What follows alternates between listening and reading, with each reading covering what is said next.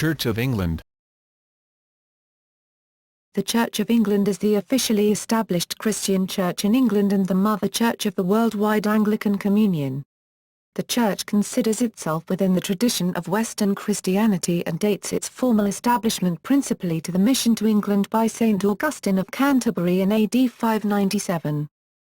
As a result of Augustine's mission, the Church in England came under the authority of the Pope. Initially prompted by a dispute over the annulment of the marriage of King Henry VIII to Catherine of Aragon, the Church of England separated from the Roman Catholic Church in 1534 and became the established church by an Act of Parliament in the Act of Supremacy, beginning a series of events known as the English Reformation. During the reign of Queen Mary I and King Philip, the church was fully restored under Rome in 1555. The Pope's authority was again explicitly rejected after the accession of Queen Elizabeth I when the Act of Supremacy of 1558 was passed. Catholic and Reformed factions vied for determining the doctrines and worship of the Church. This ended with the 1558 Elizabethan settlement, which developed the understanding that the Church was to be both Catholic and Reformed. Catholic in that it views itself as a part of the universal Church of Jesus Christ in unbroken continuity with the early Apostolic Church. This is expressed in its emphasis on the teachings of the early Church Fathers, as formalized in the Apostles', Nicene, and Athanasian creeds, Reformed in that it has been shaped by some of the doctrinal principles of the 16th-century Protestant Reformation, in particular in the 39 Articles and the Book of Common Prayer. Since the Reformation, the Church of England has used an English liturgy. During the 17th century, political and religious disputes raised the Puritan and Presbyterian faction to control of the Church, but this ended with the Restoration. The contemporary Church of England still continues to contain several doctrinal strands, now generally known as Anglo-Catholic and Evangelical. This reflects early divisions. In recent times, tensions between theological conservatives and progressives find expression in debates over the current ordination of women and homosexuality within the Church. The Church of England is divided into parishes, grouped into dioceses presided over by a bishop. The Archbishop of Canterbury is the primate of all England, leading the Church of England and acting as a focus of unity for the wider Anglican Communion. The General Synod is the legislative body for the Church and comprises bishops, clergy and laity. Its measures must be approved by both Houses of Parliament. History. Early history. According to tradition, Christianity arrived in Britain in the 1st or 2nd century, during which time southern Britain became part of the Roman Empire. The earliest historical evidence of Christianity among the native Britons is found in the writings of such early Christian fathers as Tertullian and Origen in the first years of the 3rd century. 3 Romano-British bishops, including Restitutus, are known to have been present at the Council of Arles in 314. Others attended the Council of Sardica in 347 and that of Ariminum in 360, and a number of references to the Church in Roman Britain are found in the writings of 4th-century Christian fathers. Britain was the home of Pelagius, who opposed Augustine of Hippo's doctrine of original sin. Anglo-Saxon Christianity. While Christianity was long established as the religion of the Britons at the time of the Anglo-Saxon invasion, Christian Britons made little progress in converting the newcomers from their native paganism. Consequently, in 597, Pope Gregory I sent Saint Augustine of Canterbury from Rome to evangelize the Angles. This event is known as the Gregorian Mission and is the date the Church of England generally marks as the beginning of its formal history. With the help of Christians already residing in Kent, Augustine established his church at Canterbury, the capital of the Kingdom of Kent, and became the first in the series of archbishops of Canterbury in 598. A later archbishop, the Greek Theodore of Tarsus, also contributed to the organization of Christianity in England. Synod of Whitby and Papal authority. While some Celtic Christian practices were changed at the Synod of Whitby, the Christian Church in the British Isles was under papal authority from earliest times.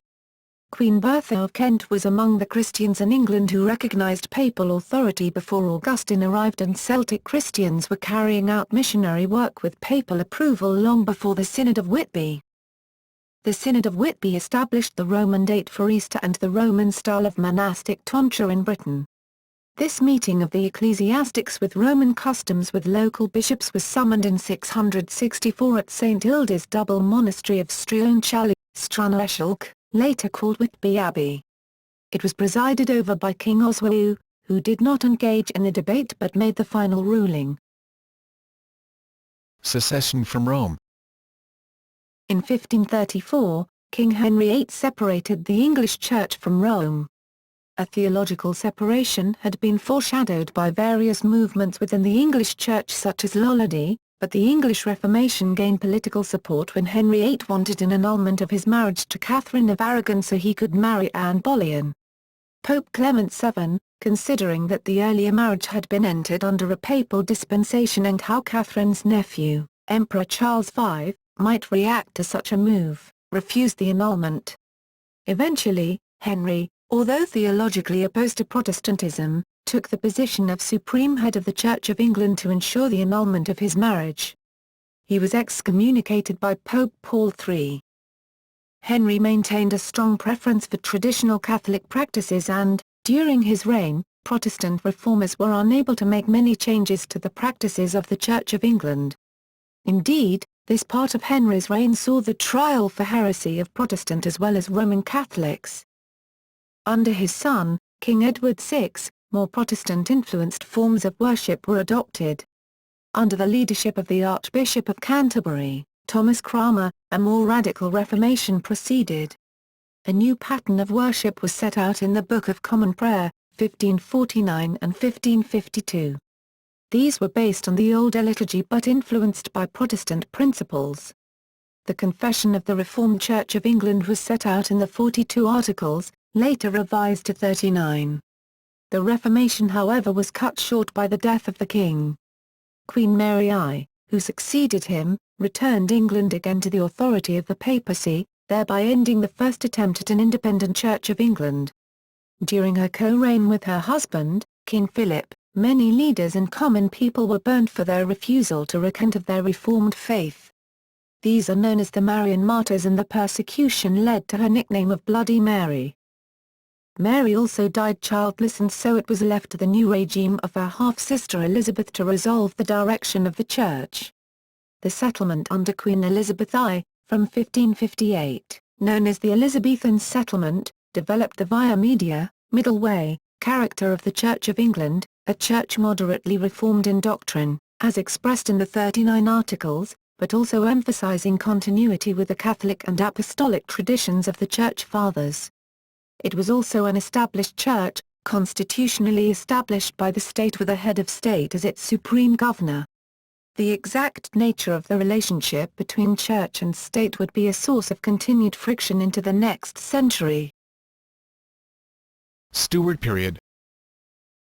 For the next century, through the reigns of James I, who ordered the creation of what became known as the King James Bible, and Charles I, culminating in the English Civil War and the Protectorate of Oliver Cromwell, there were significant swings back and forth between two factions, the Puritans, and other radicals, who sought more far-reaching Protestant reforms, and the more conservative churchmen who aimed to keep closer to traditional beliefs and Catholic practices. The failure of political and ecclesiastical authorities to submit to Puritan demands for more extensive reform was one of the causes of open warfare. By continental standards, the level of violence over religion was not high, but the casualties included King Charles I and Archbishop of Canterbury William Laud. Under the Commonwealth and the Protectorate of England from 1649 to 1660, the bishops were dethroned and former practices were outlawed, and Presbyterian ecclesiology was introduced in place of the episcopate. The 39 Articles were replaced by the Westminster Confession, the Book of Common Prayer by the Directory of Public Worship. Despite this, about one-quarter of English clergy refused to conform to this form of state Presbyterianism. With the restoration of Charles II, Parliament restored the Church of England to a form not far removed from the Elizabethan version. One difference was that the ideal of encompassing all the people of England in one religious organisation, taken for granted by the Tudors, had to be abandoned.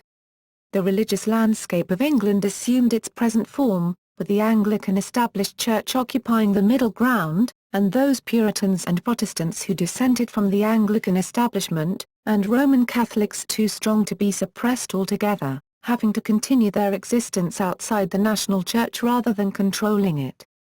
Continuing official suspicion and legal restrictions continued well into the 19th century.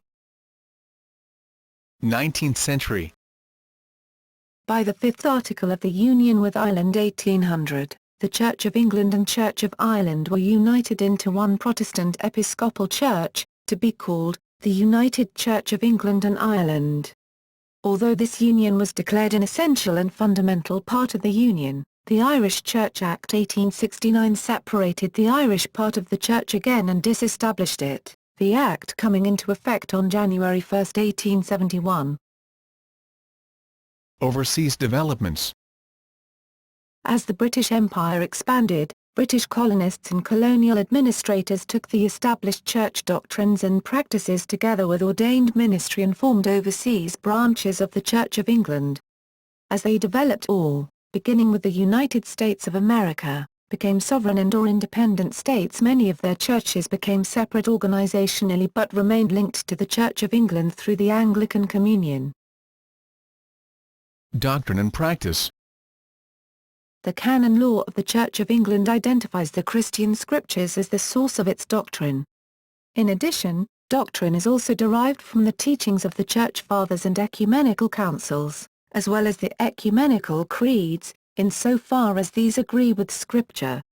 This doctrine is expressed in the 39 Articles of Religion, the Book of Common Prayer, and the Ordinal containing the rites for the ordination of deacons, priests, and the consecration of bishops. Unlike other traditions, the Church of England has no single theologian that it can look to as a founder. However, Richard Hooker's appeal to Scripture, church tradition, and reason as sources of authority continue to inform Anglican identity. The Church of England's doctrinal character today is largely the result of the Elizabethan settlement, which sought to establish a comprehensive middle way between Roman Catholicism and Protestantism. The Church of England affirms the Protestant Reformation principle that Scripture contains all things necessary to salvation and is the final arbiter in doctrinal matters. The 39 Articles are the Church's only official confessional statement. Though not a complete system of doctrine, the Articles highlight areas of agreement with Lutheran and Reformed positions, while differentiating Anglicanism from Roman Catholicism and Anabaptism. While embracing some themes of the Protestant Reformation, the Church of England also maintains Catholic traditions of the ancient Church and teachings of the Church Fathers, unless these are considered contrary to Scripture. It accepts the decisions of the first four ecumenical councils concerning the Trinity and the Incarnation. The Church of England also preserves Catholic order by adhering to episcopal polity, with ordained orders of bishops, priests and deacons. There are differences of opinion within the Church of England over the necessity of episcopacy. Some consider it essential, while others feel it is needed for the proper ordering of the Church. The Church of England has, as one of its distinguishing marks, a breadth and open-mindedness. This tolerance has allowed Anglicans who emphasize the Catholic tradition and others who emphasize the Reformed tradition to coexist. The three parties, see churchmanship, in the Church of England are sometimes called High Church, or Anglo-Catholic, Low Church, or Evangelical, and Broad Church, or Liberal. The High Church party places importance on the Church of England's continuity with the pre-Reformation Catholic Church, adherence to ancient liturgical usages and the sacerdotal nature of the priesthood. As their name suggests, Anglo-Catholics maintain many traditional Catholic practices and liturgical forms. The Low Church party is more Protestant in both ceremony and theology. Historically, Broad Church has been used to describe those of middle-of-the-road ceremonial preferences who lean theologically towards liberal Protestantism. The balance between these strands of churchmanship is not static. In 2013, 40% of Church of England worshippers attended evangelical churches, compared with 26% in 1989. and 83% of very large congregations were evangelical. Such churches were also reported to attract higher numbers of men and young adults than others. Worship and liturgy. The Church of England's official book of liturgy as established in English law is the Book of Common Prayer. In addition to this book, the General Synod has also legislated for a modern liturgical book, Common Worship, dating from 2000, which can be used as an alternative to the BCP. Like its predecessor, the 1980 Alternative Service Book, it differs from the Book of Common Prayer in providing a range of alternative services, mostly in modern language, although it does include some BCP-based forms as well, for example Order 2 for Holy Communion. This is a revision of the BCP service, altering some words and allowing the insertion of some other liturgical texts such as the Agnus Dei before communion. The Order 1 rite follows the pattern of more modern liturgical scholarship. The liturgies are organized according to the traditional liturgical year and the calendar of saints. The sacraments of baptism and the Eucharist are generally thought necessary to salvation. Infant baptism is practiced. At a later age, individuals baptized as infants receive confirmation by a bishop, at which time they reaffirm the baptismal promises made by their parents or sponsors.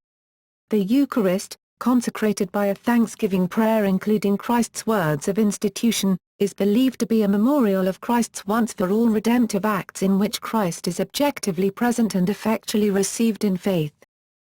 The use of hymns and music in the Church of England has changed dramatically over the centuries. Traditional choral evensong is a staple of most cathedrals. The style of psalm chanting harks back to the Church of England's pre-Reformation roots. During the 18th century, clergy such as Charles Wesley introduced their own styles of worship with poetic hymns.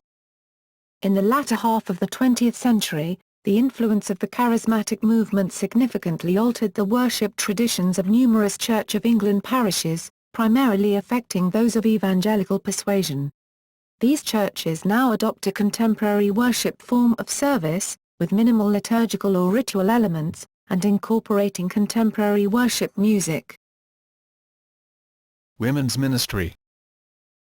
Women were appointed as deaconesses from 1861, but they could not function fully as deacons and were not considered ordained clergy. Women have been lay readers for a long time.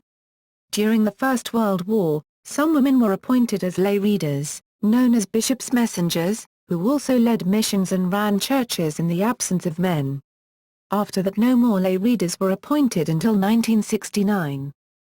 Legislation authorizing the ordination of women as deacons was passed in 1986 and they were first ordained in 1987. The ordination of women as priests was passed by the General Synod in 1993 and began in 1994. In 2010, for the first time in the history of the Church of England, more women than men were ordained as priests, 290 women and 273 men. In July 2005, the Synod voted to set in train the process of allowing the consecration of women as bishops. In February 2006, the Synod voted overwhelmingly for the further exploration of possible arrangements for parishes that did not want to be directly under the authority of a woman bishop. On July 7, 2008, the Synod voted to approve the ordination of women as bishops and rejected moves for alternative episcopal oversight for those who do not accept women bishops. Actual ordinations of women to the episcopate will require further legislation, which was narrowly rejected in a vote at General Synod in November 2012. At its meeting on February 7, 2013, the House of Bishops decided that 8 senior women clergy, elected regionally, would participate in all meetings of the House until such time as there were 6 female bishops to sit as of right. On November 20, 2013, the General Synod voted overwhelmingly in support of a plan to introduce women bishops, with 378 in favor, 8 against and 25 abstentions. Poverty. Church Urban Fund. The Church of England set up the Church Urban Fund in the 1980s to tackle poverty and deprivation. They see poverty as trapping individuals and communities with some people in urgent need. This leads to dependency, homelessness, hunger, isolation, low income, mental health problems, social exclusion, and violence. They feel poverty reduces confidence, reduces life expectancy. People born in poor conditions have difficulty escaping. Child poverty. In parts of Liverpool, Manchester and Newcastle, 2/3 of babies are born to poverty and have poorer life chances, also life expectancy 15 years lower than babies born in most fortunate communities. South Shore, Blackpool has lowest life expectancy at 66 years for men. Action on hunger. Many prominent people in the Church of England have spoken out against poverty and welfare cuts in the United Kingdom. 27 Anglican bishops are among 43 Christian leaders who signed a letter that urged David Cameron to make sure people have enough to eat. Benefit cuts, failures and punitive sanctions forced thousands of UK citizens to use food banks. The Campaign to End Hunger considers this truly shocking and calls for a national day of fasting on April 4, 2014. Membership. Official figures from 2005 show there are 25 million baptised Anglicans in England and Wales. Due to its status as the established church, in general, anyone may be married, have their children baptised or their funeral in their local parish church, regardless of whether they are baptised or regular churchgoers. Between 1890 and 2001, church-going in the United Kingdom declined steadily. In the years 1968 to 1999, Anglican Sunday church attendance is almost halved, from 3.5% of the population to just 1.9%.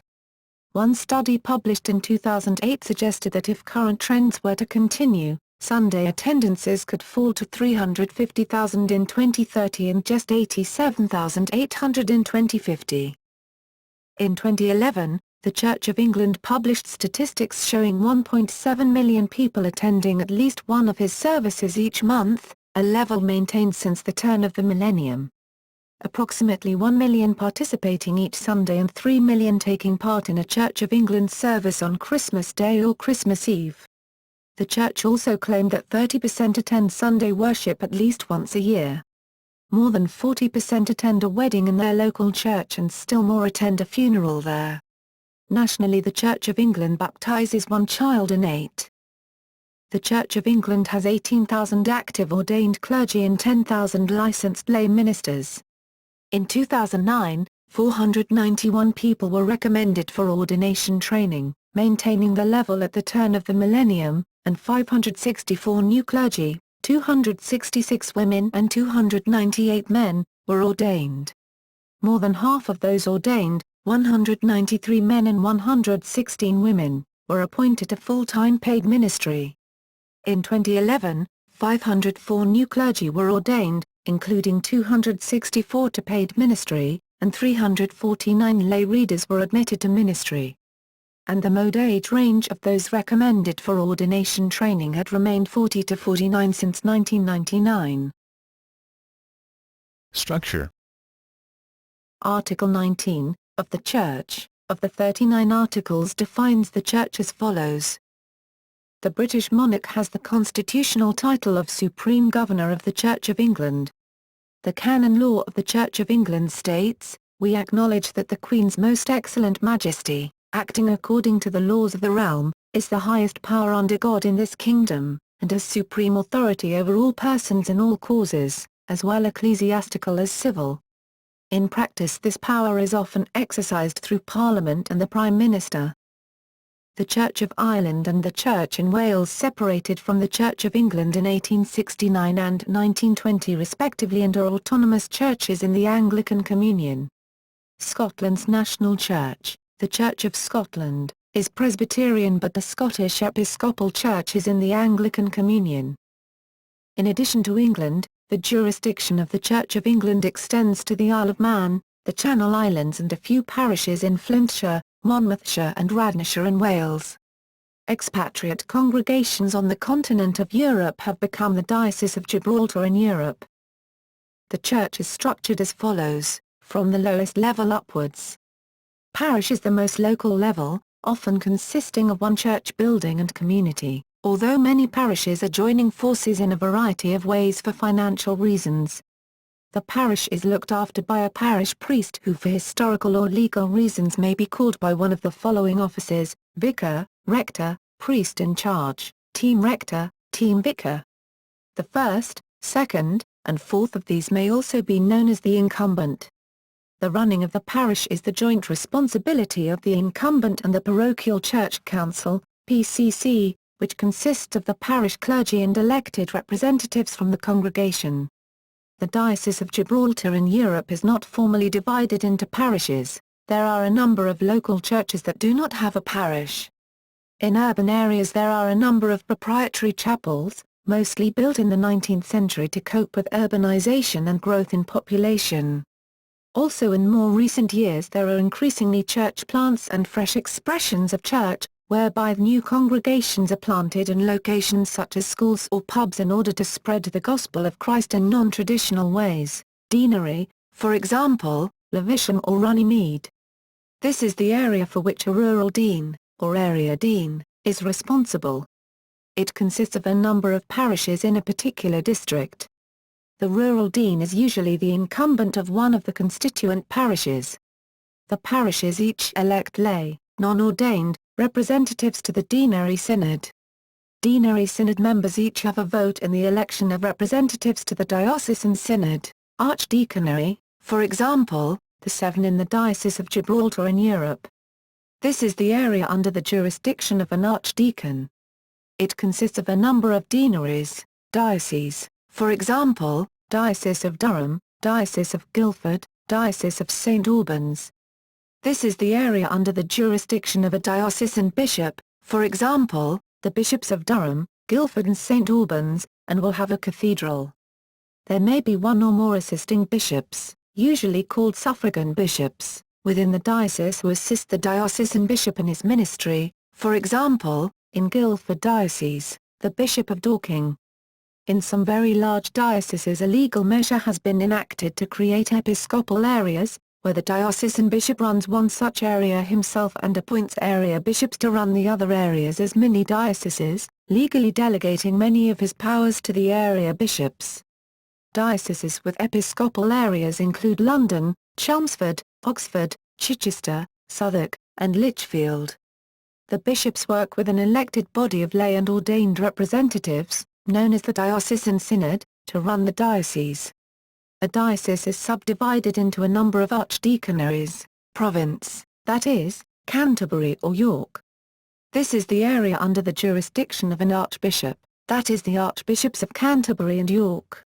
Decision-making within the province is the responsibility of the General Synod, see also above. A province is subdivided into dioceses, primacy, that is, Church of England.